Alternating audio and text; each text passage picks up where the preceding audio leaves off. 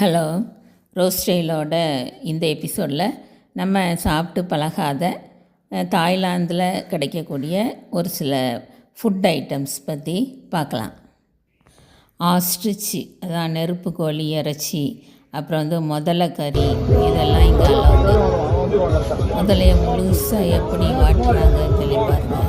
Grilled crocodile, grilled ostrich, அப்புறம் crocodile kebab, ostrich kebab, இதெல்லாம் நல்லா ஈஸியாக கிடைக்கிது.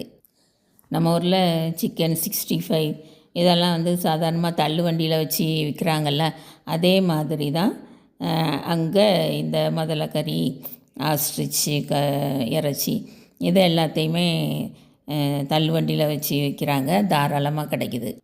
அதே மாதிரி வாத்துக்கறி, சிக்கன், தவளைக்கறி, இது எல்லாமே அதே மாதிரி தான். அப்புறம் இன்செக்ட்ஸு, அதாவது காக்ரோச்சி, அப்புறம் சின்ன புழு, இந்த பூச்சி வகைகள், இதுகள்லாம் கூட வச்சுருக்காங்க.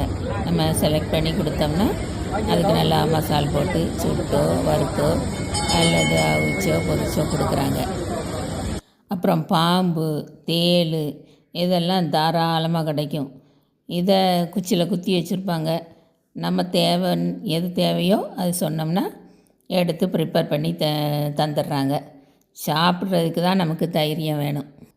அப்புறம் சிப்பி, நத்தை, இதெல்லாம் அப்படியே தோடோடு வச்சுருக்காங்க. அந்த கறி வேணாலும் செலக்ட் பண்ணி சாப்பிட்லாம். அப்புறம் ஃபிஷ் நிறைய கிடைக்கிது. க்ரீம் கேக் மாதிரி நல்லா அழகாக கலர்ஃபுல்லாக டெக்கரேட் பண்ணி வச்சுருக்காங்க. நான் முந்தின எபிசோடில் சொன்ன மாதிரி ஒரு க்ரீன் சட்னி வச்சுருக்காங்க. அதை நம்ம அது மேலே அப்ளை பண்ணிக்கிட்டு சாப்பிட வேண்டியது தான்.